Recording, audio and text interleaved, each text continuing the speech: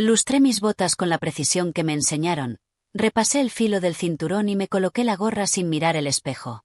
La disciplina no admite vanidad, repetía mi padre, veterano de otra guerra que aún olía a hierro frío. En el patio, la ceniza flotaba como una nieve fuera de estación. Decían que era polvo de hornos lejanos, rumor que nadie osaba pronunciar. Yo contaba pasos, números, rangos. Quería servir, escalar, distinguirme. Había estudiado mapas, reglamentos y procedimientos. Había enterrado mis dudas bajo capas de obediencia. En aquel destino gris, la rutina era un muro, lista, instrucción, rondas. Me era más fácil ser un engranaje que una persona. No sabía aún que los engranajes también se desgastan. No sabía aún que un par de manos heridas podían mover más que toda nuestra maquinaria. Tampoco sabía que mi uniforme, con sus líneas perfectas, estaba cosido con hilos que la música podía cortar. Él llegó en un convoy con más barro que rostros. Supe su condición por la fila, por el color de la tela, por el gesto de los guardias. Noté también la manera en que miraba el suelo, no con derrota, sino con cálculo. En la muñeca tenía un número, recentísimo. A su alrededor, los cuerpos parecían naufragios. El suyo aún se mantenía en pie, aunque el oleaje del hambre lo golpease. Nadie pronunció su nombre. Él tampoco. En el registro quedó otro dígito, otro asiento en la contabilidad del miedo. Pregunté sin preguntar quién había sido. Me contestó su espalda recta, su paso breve y exacto, la forma casi imperceptible en que movía los dedos como si contara. No era una plegaria. Era un compás. No lo supe entonces, pero yo ya estaba oyendo una música que no figuraba en ninguna orden escrita. En el hospital del complejo, polvoriento y cojo, sobrevivía un piano. No sonaba desde hacía meses. Se usaba como mesa, como estante, como reliquia ridícula de un pasado con salones. Nadie tenía tiempo para melodías cuando faltaba gasa. Aún así, yo pasaba a menudo frente a él y notaba la falta como una ausencia física. Un día, mientras revisaba un inventario, apoyé la mano sobre su tapa y sentí la vibración del silencio. Parecía un ataúd, y a la vez una caja de resonancia vacía, esperando algo. Pensé en mis lecciones de niña, muy torpes, muy breves, abandonadas por el rigor de la carrera militar. Pensé en que aquel mueble era un testigo al que no sabíamos pedir ayuda. No sabía que ese piano sería ventana. No sabía que bajo la ceniza también hay madera que canta si encuentra la chispa justa. Aquella mañana me asignaron inspección de barracones. Caminé con el paso exacto, la mirada fija, fingiendo no ver lo que los ojos no pueden dejar de ver. Fue en el tercer barracón cuando lo reconocí, el hombre del convoy, ahora con las manos vendadas de mala manera. No me miró, y agradecí esa prudencia. El suelo crujía bajo botas y huesos. Revisé camastros, baldes, esquinas, listas. Cuando iba a salir, escuché un golpeteo leve. Me giré sin mover la cabeza. Él marcaba ritmos con los dedos vendados, como quien escribe en el aire para no olvidar. Fue un gesto mínimo, casi un espasmo. Me detuve un segundo más de lo debido, el suficiente para que su compás coincidiera con el latido de mi garganta. Apunté en el informe que todo estaba en orden. Mentí por primera vez sin saberlo. En mi memoria, los dedos de un profesor siempre estuvieron manchados de tiza, no de sangre seca. Él tenía ambos rastros, la cal del conocimiento y la herida del presente. Supe por un celador que había dado clases en una universidad, que su esposa había muerto antes de la guerra, que había quedado solo con libros y un piano que ya no estaba. Nadie supo decirme su instrumento. Lo adiviné. Hay maneras de sostener el aire que solo un músico conoce. En el pasillo del hospital, abrí la tapa del piano mudo. El polvo se alzó como una bandada tímida. Puse un dedo sobre una tecla y sonó un lamento de madera derrotada. No era música, era la memoria protestando. Me prometí conseguir a escondidas un afinador, un tornillo, una cuerda, algo. Me prometí algo y esa promesa ya era desobediencia. Esa noche llovió hielo. Los techos se volvieron tambores. El viento empujó puertas y el olor del barro entró como un animal asustado. En la garita, para no pensar, repasé el manual. Palabras huecas, relevos, sanciones, patrullas. Entre un párrafo y otro, me descubrí marcando con el dedo un patrón de 3 tiempos sobre la madera, como había visto hacer al prisionero. Intenté recordar piezas que mi madre tocaba en casa, antes de que el mundo eligiera botas sobre música. Chopin existía aún en alguna parte de mí, mezclado con el sonido del granizo. Me dormí un instante, con el compás en la palma, y desperté con el presentimiento de que el piano no era un lujo, sino una cuerda de rescate. No sabía para quién, quizá para él, quizá para mí. Tal vez para ambos. Al día siguiente, en la formación matinal, cometí un error. Tardé medio segundo en responder a una orden. Nadie reparó en ello, salvo yo. Ese medio segundo fue una grieta por la que entró la luz. Me sorprendió la facilidad con la que el cuerpo recuerda lo importante y olvida lo obligatorio. Durante la ronda, mis pies me llevaron sin permiso al hospital. Abrí la tapa del piano, examiné cuerdas, martillos, clavijas. No era un desastre total. Podía resucitar con paciencia, aceite y un oído amigo. Pensé en él. Pensé en sus dedos vendados marcando el tiempo, en los alumnos que ya no tenía, en la viudez que lo acompañaba como un abrigo roto. Tomé nota mental de tornillos y llaves. Por primera vez, mi lista de tareas no venía de arriba. Venía de mi propia vergüenza. Dicen que quien nada tiene, todo lo guarda en la mirada. En el hueco del camastro de él, vi un papel ajado, casi deshecho. No lo toqué. Sería delito y sacrilegio. Alcancé a distinguir un borde de hombro femenino, alguien que ya no estaba. Comprendí la forma en que se recogía sobre sí mismo, no para esconderse, sino para conservar algo que no debía romperse más. La guerra tiene 1000 maneras de quebrar, y la ausencia es la más silenciosa. No sé si fue compasión o necesidad lo que me impulsó a pedir al sanitario un vendaje mejor para sus manos bajo la excusa de evitar infecciones. Me lo concedió con desgana. El dolor afilado se volvió sordo. Tal vez así, con menos punzadas, podría seguir marcando el tiempo que lo mantenía vivo. El deber deja una marca que a veces no coincide con el bien. Crecí creyendo que eran la misma cosa. Ese día, al firmar una requisición, sentí el peso injustificado de mi firma. No salvaba a nadie, no curaba a nadie, no ponía pan en ninguna boca. En cambio, la pequeña trampa que planeaba con el piano sí podía aliviar una hora de pena. Empecé a comprender que la jerarquía necesitaba obediencia, no justicia. Y que quizá mi conciencia no debía pertenecerle a un rango. A la noche, con una linterna escondida, revisé otra vez el mecanismo del piano. Fui capaz de imaginar la primera nota limpia, como una gota pura en medio del fango. El corazón me golpeó el pecho con el mismo patrón de 3 tiempos. Saber que iba a intentarlo me devolvió una respiración que no sabía que me faltaba. El frío se instaló en los pasillos como un guardia más. Las paredes sudaban humedad. El aliento se veía. Llevé una manta vieja al hospital con la excusa de cubrir material. Acabó sobre los hombros de él. Fingí no mirar, pero miré. La manta subió y bajó al ritmo de una respiración algo menos áspera. A veces la compasión es solo logística. No pronunciamos palabras. Él siguió marcando compases invisibles para no olvidar quién era. Yo pensé que el uniforme pesa menos cuando cubre a alguien más que a una misma. En la ventana se dibujó una película de hielo. Con el dorso de la mano escribí 3 líneas como un pentagrama torcido. Entendí que iba hacia un lugar del que no se regresa igual. Y que ese lugar, por extraño que sonara, era una canción. La primera vez que deslicé un trozo de pan negro bajo el lienzo de una camilla, mis manos temblaron más que en el campo de tiro. No era hambre lo que buscaba calmar, era una sequía de humanidad que llevaba meses agrietándome por dentro. Él encontró el pan como se encuentra un fósil, con cuidado de no romperlo, con la reverencia de quien sabe que no habrá otro igual. Seguí caminando con la cara de piedra, pero por dentro una compuerta se había abierto. El pan no sabía bien, estaba agrio, duro, mal horneado, pero en su aspereza había una promesa.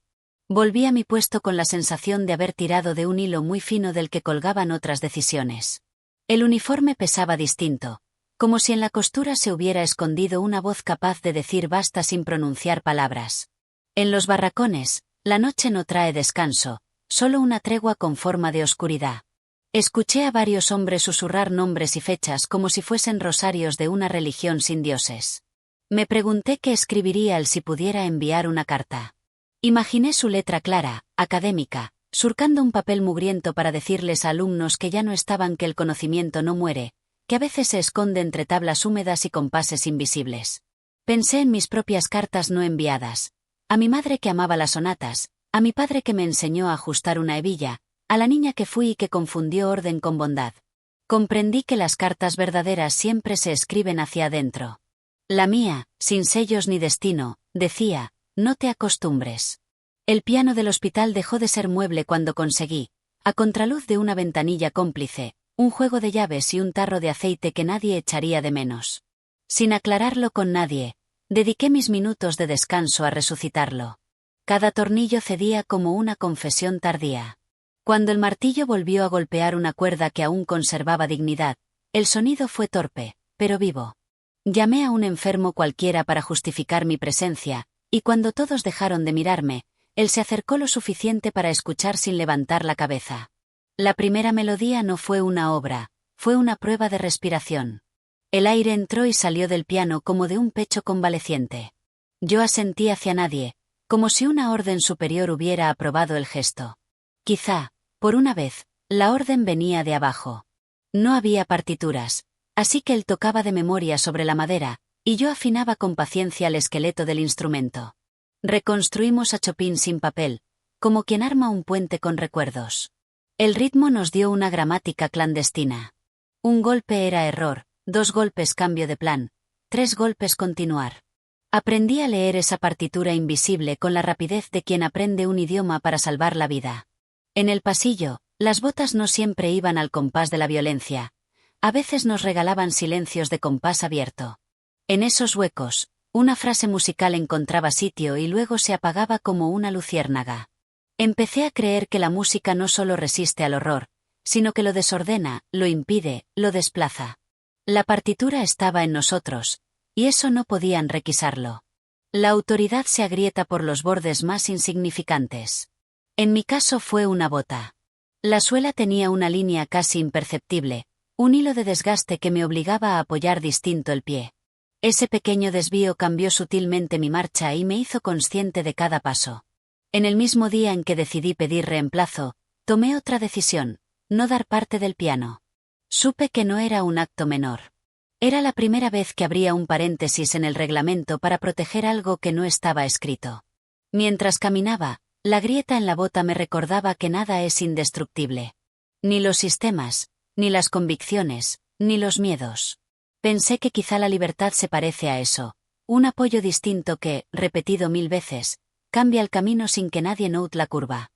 Los rumores se mueven como el viento, nadie sabe dónde empiezan, pero todos sienten su frío. Corría ya el murmullo de que un piano había sonado. Algunos decían que era un fantasma, otros que el hospital escondía milagros. Sabía que cualquier milagro descubierto se convierte en delito. Decidí entonces transformar el sonido en susurro y el susurro en clave. El piano sonaría solo cuando el viento y la rutina nos dieran cobertura. Mientras tanto, la música viajaría en dedos que marcan mesas, en respiraciones acompasadas, en miradas que se entienden sin más. Noté en otros prisioneros una verticalidad nueva, mínima, pero real, como el modo en que una planta busca la luz en un sótano. Comprendí que el viento, bien usado, puede confundir a los perros. Y que el rumor, si lo alimentas con cuidado, calienta. Y el mío entró en cuadro con botas recién lustradas y cejas que parecían 2 líneas de orden permanente. El teniente tenía un talento para oler lo que no encajaba. Su mirada registró mi paso cambiado, la costumbre de mirar al hospital más de la cuenta, la desaparición de objetos prescindibles que solo cuentan para quienes hacen inventarios del alma. Hizo preguntas sin hacerlas, dejó caer comentarios que eran anzuelos. Entendí que vigilaba el viento, no el piano. Ese día practiqué la economía de gestos que aprendí de niña: no negar, no afirmar, no ofrecer. Fui piedra gris en un muro gris. Al salir, mis piernas pesaban como si hubiese marchado 10 kilómetros. Supe que a partir de entonces cada nota tendría que ser también una coartada.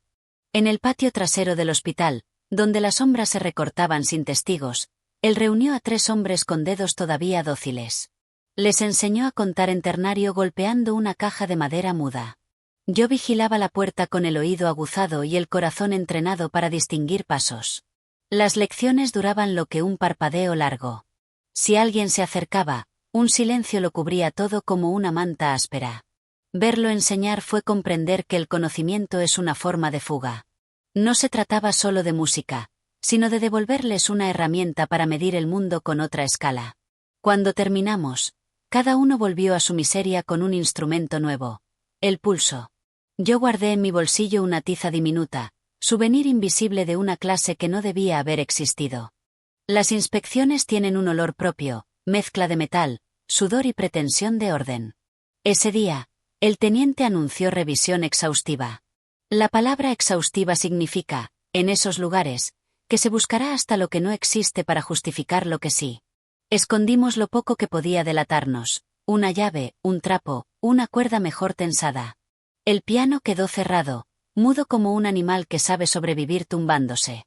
Yo repetí mentalmente el mapa de mis bolsillos como quien recita un salmo. Cuando los pasos entraron, respiré al ritmo de 3, sosteniendo la exhalación en el cuarto como me había enseñado él para domar el temblor. Revisaron, anotaron, sospecharon. Nada. Al irse, el silencio fue tan agudo que dolió. No celebré. Solo asentí para mis adentros. Habíamos ganado una tarde. A veces, eso es toda una vida. Ese atardecer, al volver a mi cuartucho, dejé el gorro sobre la mesa y miré mi sombra en la pared. La disciplina me había dado una forma, pero ya no estaba segura de querer llevarla. Me hice una pregunta que no admite galones ni manuales: ¿a quién le pertenece mi conciencia?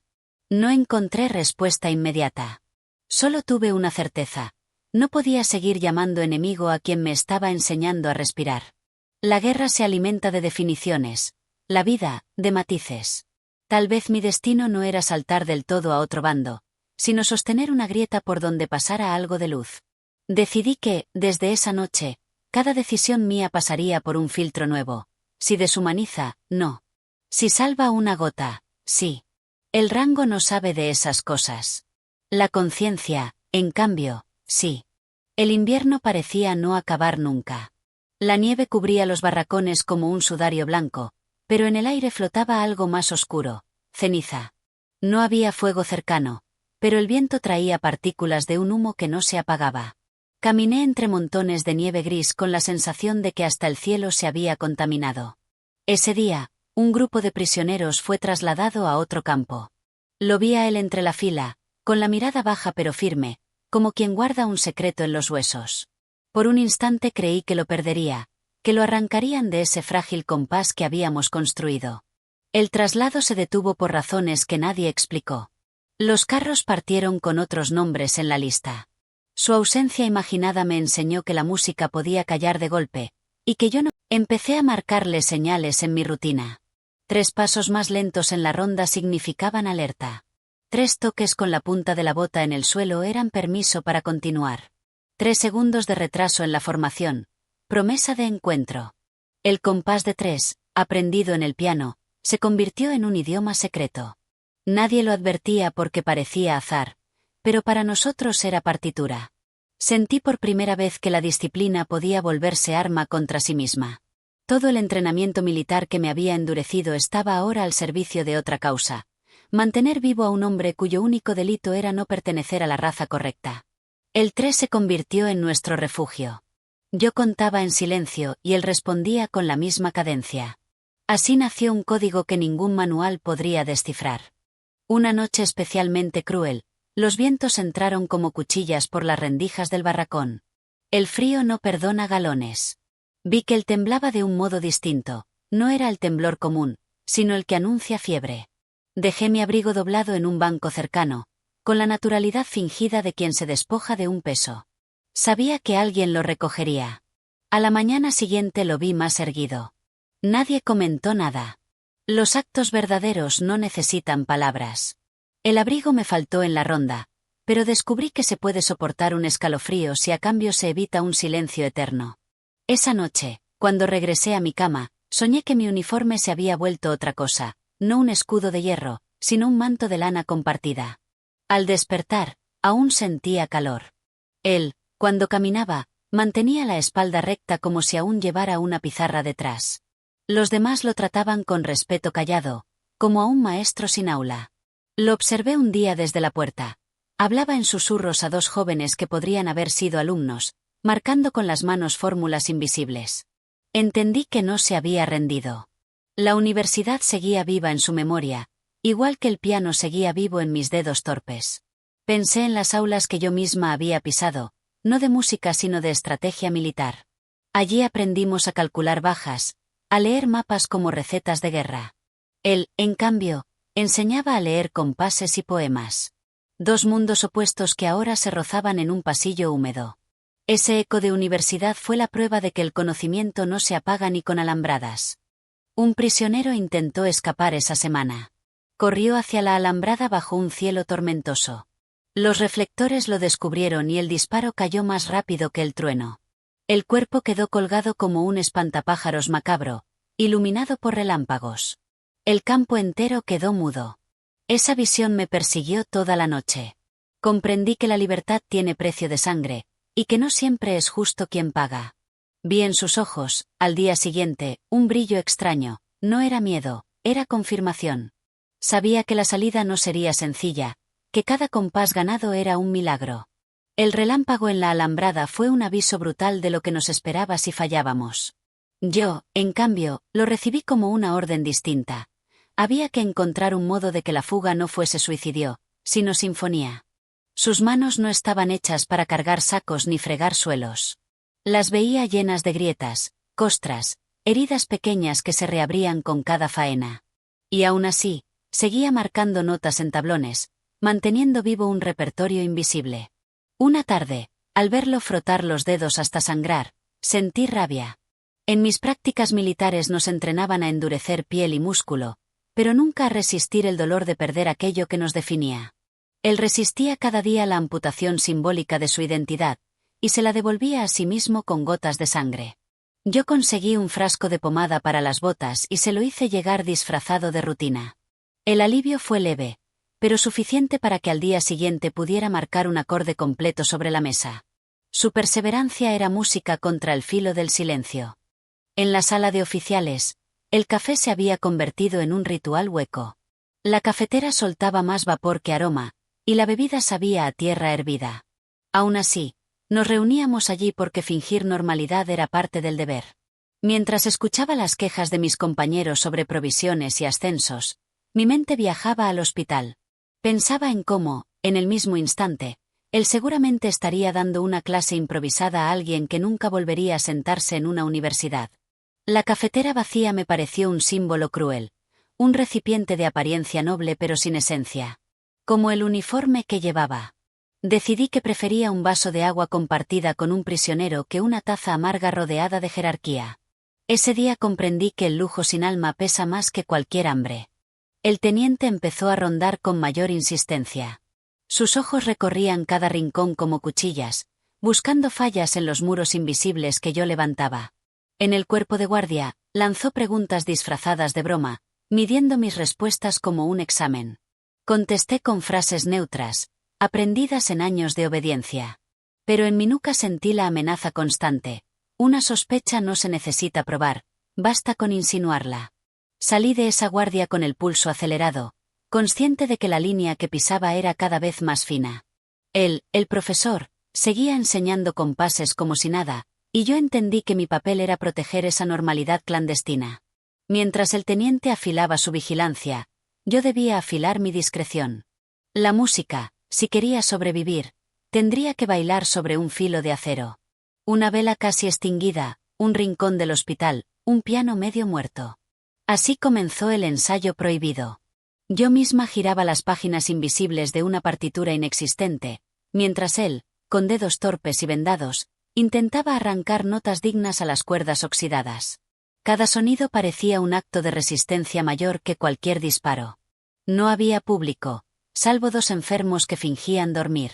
El ensayo duró apenas unos minutos, pero bastó para que yo descubriera que la música podía devolverle a un hombre su nombre. Al apagar la vela, el silencio volvió, denso y hostil. Caminé de regreso con el corazón encendido como si hubiera cometido un crimen glorioso. Entendí que la música era ya un arma y que yo, sin proponérmelo, me había convertido en su cómplice. Me asignaron revisar listas de prisioneros, números, fechas, raciones. Era un trabajo tedioso, diseñado para borrar rostros y reducir vidas a cifras. Pero aquella tarde tomé una decisión absurda y necesaria. Empecé a anotar nombres en los márgenes. Preguntaba discretamente, escuchaba susurros, reconstruía identidades con migajas de información. No era un archivo oficial, era un inventario secreto de almas. Cada nombre escrito devolvía humanidad a alguien que el sistema quería anónimo. Cuando llegué a su número, escribí con letra firme el nombre completo que había descubierto. Lo tracé como si fuese un acorde mayor, una nota clara en medio de un pentagrama manchado. Supe entonces que la guerra quería silencio, pero yo estaba escribiendo música en papel burocrático. Ese gesto pequeño fue mi verdadera deserción. Entre mis objetos personales guardaba un cuaderno de tapas grises, sin insignias, sin nombre. Hasta entonces lo usaba para apuntes triviales, horarios, inventarios, normas. Una noche decidí cambiar su destino. Empecé a escribir lo que veía y lo que sentía, sin pensar en castigos futuros. Escribí sobre el piano resucitado, sobre los dedos vendados que aún marcaban compases, sobre la manta que se convirtió en símbolo de complicidad. No era un diario, era una confesión clandestina.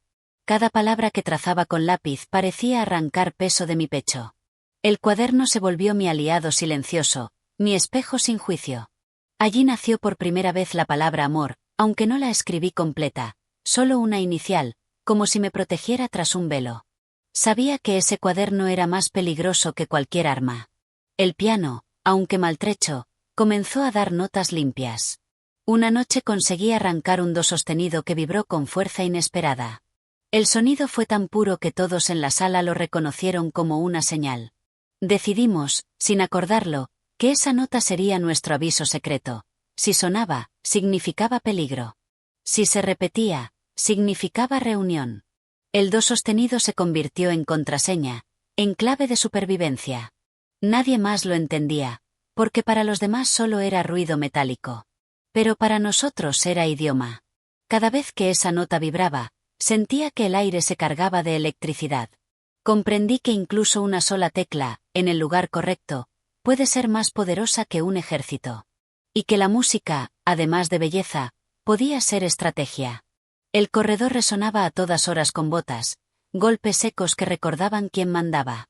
Aprendí a reconocer pasos, los rápidos y nerviosos de los novatos, los firmes y calculados del teniente, los cansados de guardias de noche. Ese conocimiento se volvió herramienta.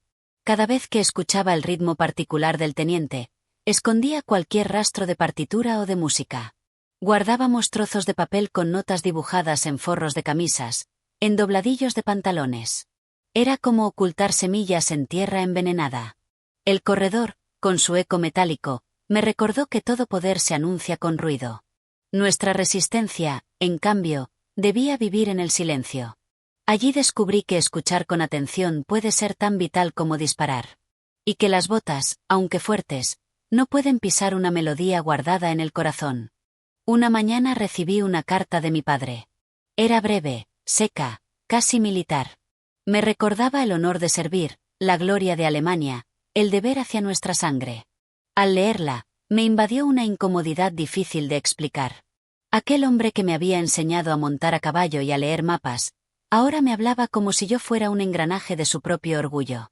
Pensé en lo que él nunca sabría, que su hija estaba guardando nombres en un cuaderno y pan en un camastro. La carta me quemó en las manos. No contesté. La guardé en el mismo bolsillo donde llevaba escondida una llave del piano.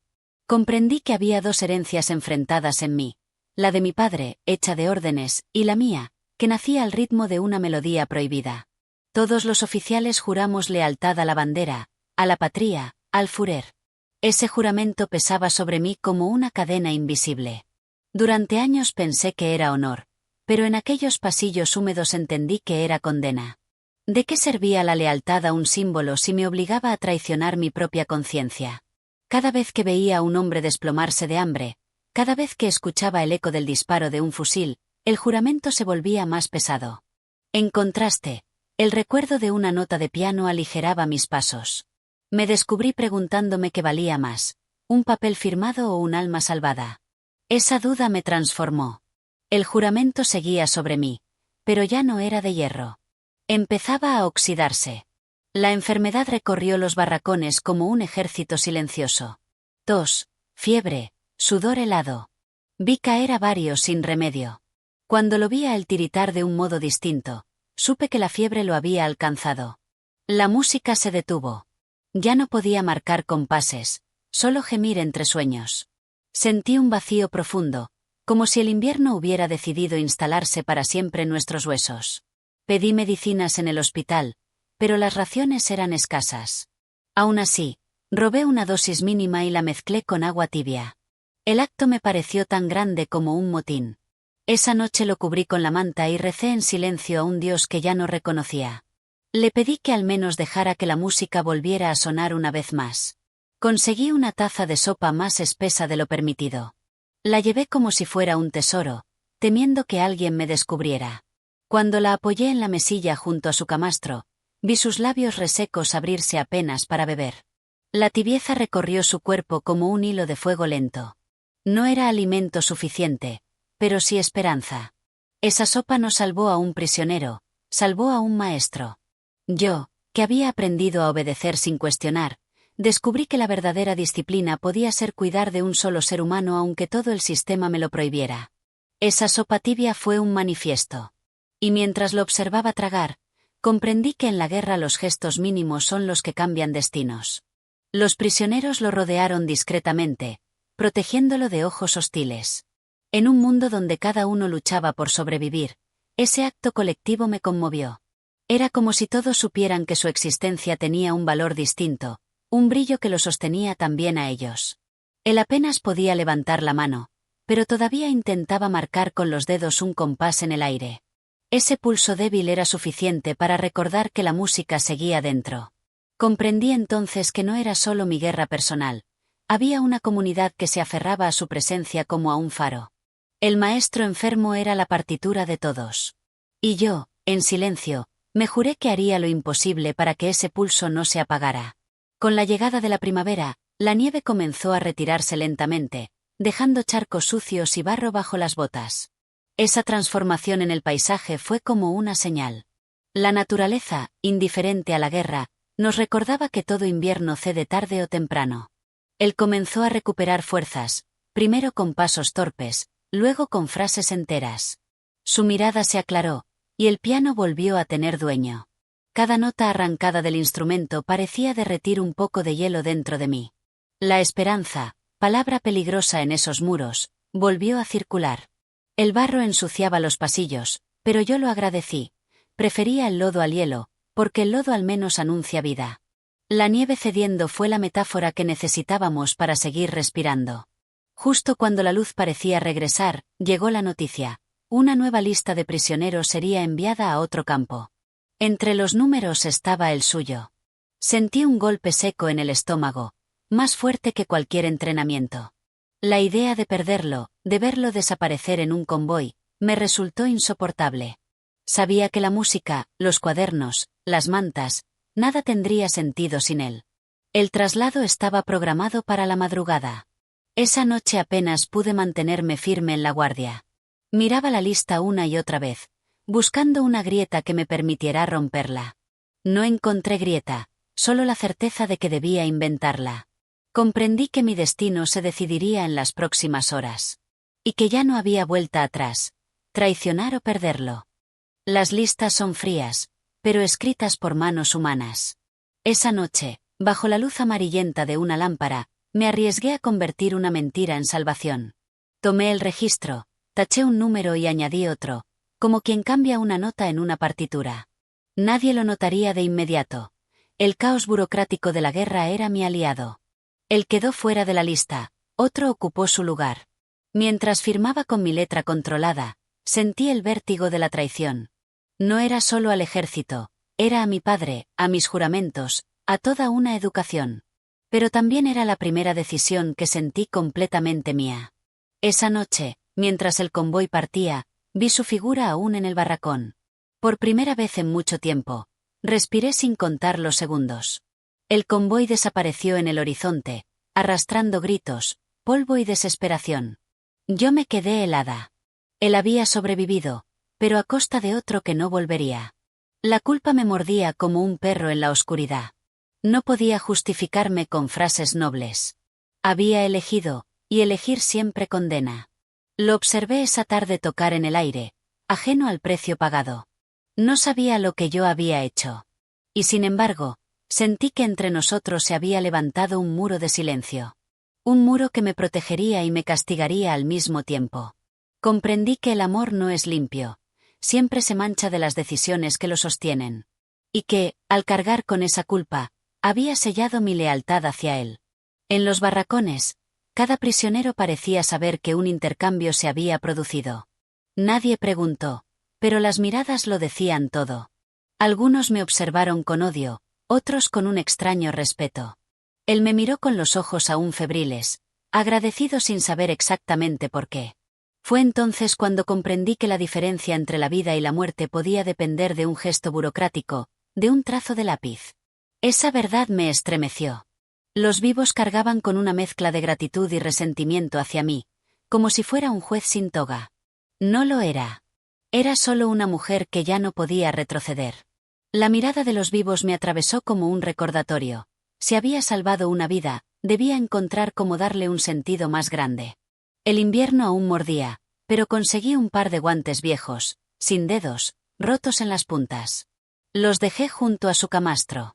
Al día siguiente lo vi practicar con más fluidez, como si ese mínimo abrigo devolviera precisión a sus movimientos. Cada nota imaginaria parecía más firme.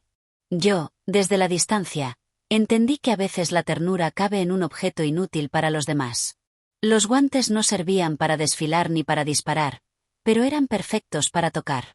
Ese detalle insignificante me hizo sonreír por primera vez en meses. Comprendí que los gestos pequeños, repetidos con constancia, eran los que sostenían nuestra clandestina sinfonía. El amor se parece más a un par de guantes viejos que a una gran declaración. Esa noche, un rumor corrió como fuego lento. Habría música. Me arriesgué a dejar la puerta del hospital entreabierta. Él se sentó frente al piano cojo y dejó que sus dedos recuperaran autoridad. No fue una obra completa, solo fragmentos dispersos de Chopin y Mozart.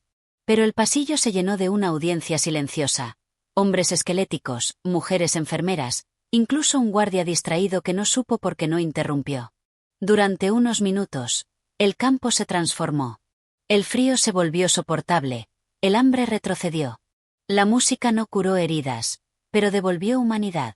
Cuando terminó, nadie aplaudió, hubiera sido peligroso. Solo hubo respiraciones más hondas, miradas más claras. El concierto de pasillo fue nuestro secreto mejor guardado, la prueba de que incluso en la guerra caben milagros. Después del concierto, entendí que los pequeños gestos ya no eran suficientes. Si queríamos sobrevivir, debíamos dar un salto más audaz. Pasé noches en vela, pensando en rutas, horarios de guardias, fallos en la disciplina. Mi formación militar, antes dedicada a vigilar, ahora se convertía en herramienta para escapar. No sabía si él estaría preparado para huir. Su cuerpo aún era frágil. Pero su espíritu me empujaba. La audacia no era un capricho. Era la única respuesta a la certeza de que el tiempo se agotaba. Decidí que la próxima fase no sería esconder música, sino esconder vida. A partir de ese día, dejé de preguntarme si podía, y empecé a preguntarme cómo. En la oficina del teniente, entre papeles rutinarios, encontré un mapa de la región. Era viejo, con rutas marcadas en lápiz rojo y zonas tachadas. Robarlo fue un acto milimétrico. Esperar a que saliera, doblarlo bajo mi chaqueta, caminar con el pulso controlado. Una vez sola, lo extendí sobre la mesa y estudié las posibles salidas. El bosque cercano ofrecía cobertura, pero también riesgos de patrullas. Había un río al sur, helado pero crucible. Sentí el vértigo de la cartografía. Cada línea era una posibilidad, cada curva una trampa. Guardé el mapa en mi cuaderno gris, entre las notas de mi traición. A partir de entonces, ya no veía solo muros, veía rutas. Y en cada ruta, una mínima esperanza. El hospital tenía una puerta lateral que casi nadie usaba. La cerradura estaba vieja, con óxido en las bisagras. Conseguí una llave olvidada en un cajón del almacén. La probé en secreto y funcionó. Ese sonido de metal girando me pareció música. La llave oxidada se convirtió en un talismán. No era solo un objeto, era la promesa de un futuro. Cada vez que la tocaba en mi bolsillo, sentía que el destino se acercaba. La puerta era discreta, cubierta de maleza, invisible para los ojos apresurados. Allí vislumbré la primera grieta real en el muro del campo. La libertad, pensé, no es un gran portón abierto, sino una rendija oxidada por la que cabe un ser humano. Los bombardeos lejanos comenzaron a escucharse con frecuencia. El cielo rugía como si la guerra estuviera más cerca que nunca. Ese caos nos ofrecía una oportunidad. Señalé un día en mi cuaderno: el próximo bombardeo sería nuestra cobertura. Nadie sospecharía de movimientos extraños y todos corrían a cubrirse. Pasé la jornada fingiendo normalidad, repasando órdenes, firmando papeles. Pero por dentro, mi corazón latía con violencia. Revisé la llave, el mapa, los horarios. Todo estaba listo. Él aún no sabía con precisión qué iba a ocurrir. Me limité a asegurarme de que sus fuerzas regresaban lo suficiente. Ese día señalado fue el compás más tenso de mi vida. Sabía que no habría repetición posible. Era todo o nada. La noche llegó con lluvia y estruendo en el cielo. Los reflectores se movían con nerviosismo. Aprovechamos la confusión. Abrí la puerta lateral con la llave oxidada y lo guié entre charcos y sombras. El barro nos tragaba las botas. El alambre parecía susurrar nuestro nombre. Cada paso era un desafío. Cada crujido de ramas podía delatarnos. No había música, solo respiraciones entrecortadas. Por fin alcanzamos el límite del campo, donde la alambrada se retorcía como una serpiente. Con manos sangrantes, apartamos lo justo para pasar. El barro nos cubrió, el frío nos mordió, pero seguimos. Atrás quedaron las torres, los focos, las botas. Adelante, un bosque oscuro que era al mismo tiempo amenaza y salvación. Habíamos cruzado. La fuga ya no era un plan, era un hecho. El bosque nos recibió con ramas bajas que arañaban la piel y raíces que parecían trampas. Cada crujido de hojas nos parecía un disparo. Caminábamos en silencio, midiendo cada paso como si estuviéramos sobre un teclado gigante que podía delatarnos. El aire olía a tierra húmeda, a libertad y a miedo mezclados. Las sombras de los árboles eran protectoras y amenazantes al mismo tiempo. Por primera vez en meses no había alambrada sobre nuestras cabezas, pero la sensación de estar perseguidos nos pesaba más que cualquier muro. Cada tronco podía ocultar un soldado, cada claro podía ser una emboscada. Aún así, en medio del terror, sentí una chispa. Estábamos vivos, caminando fuera de los límites. El bosque era hostil, pero era nuestro primer escenario sin números ni listas. Encontramos refugio en una hondonada cubierta de ramas. Allí encendimos un fuego mínimo, apenas una brasa escondida bajo piedras. La luz era débil, pero suficiente para calentar un poco nuestras manos. Él me enseñó a respirar como si estuviera tocando piano. Inhalar en un compás, exhalar en otro. Aquella técnica me calmó el temblor de los nervios. Escuchar su voz, incluso baja, fue como escuchar una melodía que me sostenía. El fuego nos unía en silencio, como una nota larga sostenida en medio del vacío. Esa brasa mínima se convirtió en símbolo. Bastaba con poco para mantenernos en pie. No necesitábamos hogueras, solo un punto rojo en la oscuridad. Comprendí que la supervivencia es un arte, igual que la música, se construye con economía, con precisión, con fe en lo pequeño. Avanzando entre árboles encontramos una cabaña semiderruida. Sus paredes eran de madera húmeda, su techo de paja vencida. Allí vivían campesinos que nos miraron con ojos de sospecha y compasión al mismo tiempo. Les ofrecimos lo poco que teníamos, trabajo a cambio de silencio. Yo, con mi uniforme enterrado bajo tierra, parecía otra persona. Él, con su voz serena, convenció a los campesinos de que no éramos amenaza. Pasamos semanas allí, arreglando cercas, recogiendo leña, barriendo un suelo que nunca se terminaba de ensuciar. Cada noche, bajo aquel techo pobre, nos sentíamos más humanos que en cualquier cuartel. La cabaña olía a pan duro y a humo de chimenea, pero para nosotros era palacio. Allí descubrimos que el amor puede florecer incluso en tablas húmedas. La primavera trajo brotes verdes, pero también una fiebre que lo derribó de nuevo. Su cuerpo se calentó hasta arder, sus labios murmuraban compases incompletos. Yo recorrí aldeas cercanas buscando medicinas, arriesgándome a ser reconocida. Conseguí un frasco a cambio de un reloj que había pertenecido a mi madre. Esa renuncia me dolió, pero la acepté sin titubear. Prefería perder recuerdos antes que perderlo a él. Lo cuidé noche tras noche, mojándole la frente, alimentándolo con caldos débiles. Cada vez que abría los ojos, buscaba mi sombra junto a su cama. La fiebre de mayo fue una prueba cruel, pero también una confirmación. Mi vida ya estaba unida a la suya. Lo comprendí en silencio, sin palabras, mientras el calor de su piel me quemaba los dedos. Un campesino nos trajo rumores. Los aliados avanzaban, las ciudades caían, el frente se desmoronaba. Nadie sabía con certeza qué ocurría, pero todos sentían que la guerra se acercaba a su fin. Esas noticias encendieron nuestra esperanza, pero también nuestro miedo. ¿Qué ocurriría cuando todo terminara? ¿Seríamos descubiertos como fugitivos? ¿Me juzgarían a mí como traidora? ¿Lo reconocerían a él como víctima o lo arrastrarían de nuevo a otra lista? Las noticias eran una espada de doble filo, promesa de libertad y amenaza de juicio. Sin embargo, ver el mapa mental de Europa desmoronándose me dio fuerzas.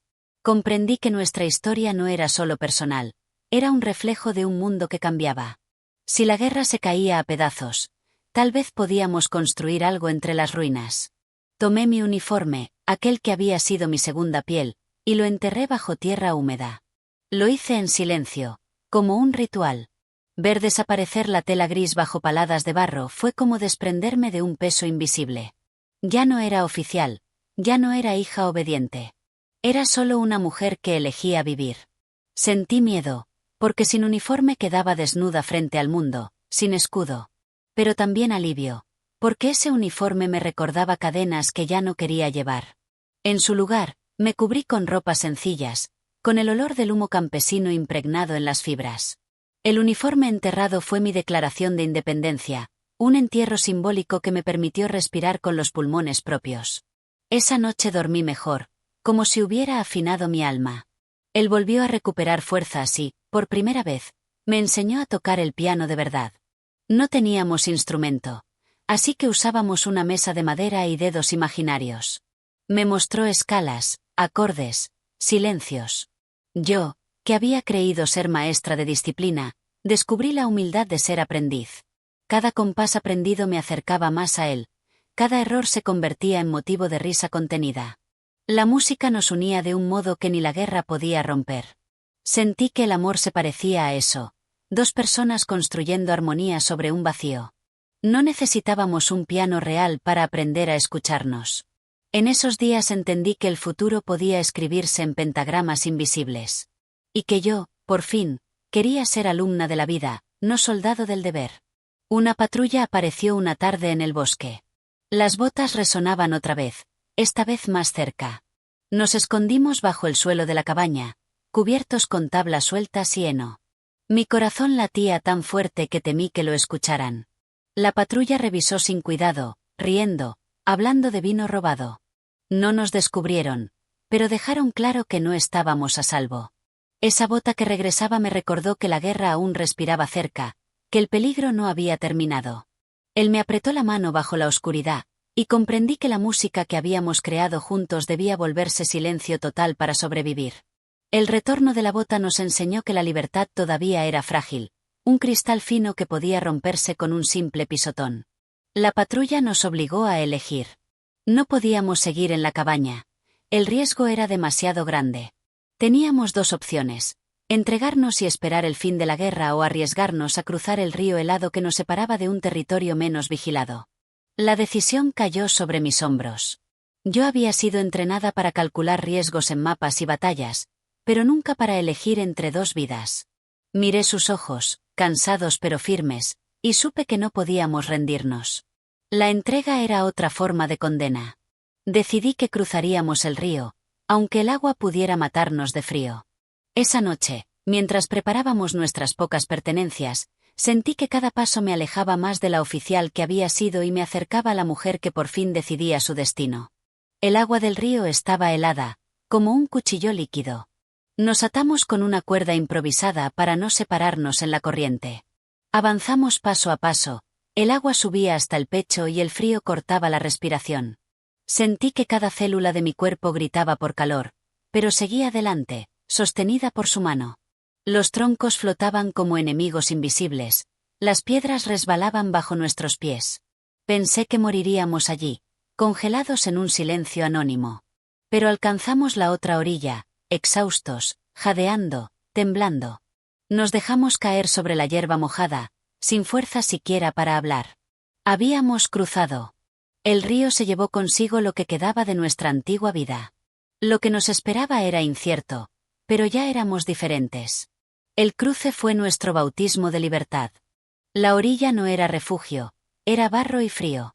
Pero allí encontramos un campamento improvisado de refugiados, mujeres, niños, ancianos, todos rotos por la guerra. Nadie preguntó quiénes éramos. En esos lugares las identidades importaban menos que el hambre. Nos mezclamos entre ellos, compartiendo fogatas, trozos de pan duro y relatos susurrados. Él, con su voz debilitada, enseñó a los niños a marcar compases en la tierra, como si fueran juegos. Yo lo observé, consciente de que incluso en la miseria seguía siendo maestro. En la orilla comprendí que ya no éramos fugitivos aislados, éramos parte de una multitud anónima que solo quería sobrevivir. La orilla fue un umbral, ya no mirábamos atrás, aunque el pasado aún respirara en nuestra nuca. Entre las pertenencias abandonadas del campamento apareció una caja rota, casi inservible, con un par de cuerdas oxidadas. Él la convirtió en un piano improvisado. Sus dedos recorrieron la madera como si las cuerdas invisibles estuvieran aún tensas. El sonido era pobre, pero la ilusión era enorme. Los niños lo rodearon, golpeando palmas, inventando melodías nuevas. Yo lo miraba, descubriendo que el amor también es esto. Hacer música con lo que queda, no con lo perfecto. Ese piano sin cuerdas se convirtió en altar. En torno a él, los refugiados olvidaban por un momento la guerra. No había partituras ni uniformes, solo humanidad compartida. Comprendí que el instrumento real nunca estuvo en las cuerdas, sino en el corazón de quien se negaba a dejar de tocar. Una mañana llegaron tropas que no conocían nuestras culpas ni méritos. Eran soldados exhaustos, pero para nosotros eran sinónimo de fin. El campamento estalló en llanto y abrazos. Nadie distinguía entre víctimas y culpables, entre refugiados y desertores. La palabra liberación flotaba en el aire como una música desconocida. Yo, sin uniforme, me mezclé entre la multitud y por primera vez no sentí necesidad de ocultar nada. Él me miró con ojos húmedos. En su mirada había agradecimiento, pero también una pregunta muda sobre el futuro. La liberación no era un final perfecto, sino un comienzo incierto. Sabíamos que después vendrían juicios, acusaciones, verdades incómodas. Pero en ese instante, mientras el humo del frente se disipaba, respiramos con un pecho que por fin no estaba encadenado. Con el final de la guerra llegaron los interrogatorios. ¿Quién fue qué? ¿Quién hizo qué? Yo me senté frente a oficiales aliados que querían respuestas. ¿Había servido como oficial nazi? Sí. ¿Había desobedecido órdenes? También. ¿Había salvado vidas? No lo preguntaron, no importaba en sus papeles. Él declaró también, con voz firme, que yo le había protegido. Sus palabras pesaban más que cualquier uniforme enterrado. Aún así, la duda quedó. ¿Podría una traidora encontrar perdón? ¿Podría un judío sobreviviente cargar con el amor de quien había sido parte del enemigo? Las declaraciones fueron más duras que la huida. Era más sencillo cruzar un río helado que enfrentar las miradas de los jueces. Pero comprendí que no buscábamos absolución externa. Lo único que importaba era la verdad entre nosotros. El tiempo pasó y con él las ruinas comenzaron a llenarse de vida. Nos instalamos en una ciudad medio destruida, donde los pianos eran más escasos que el pan.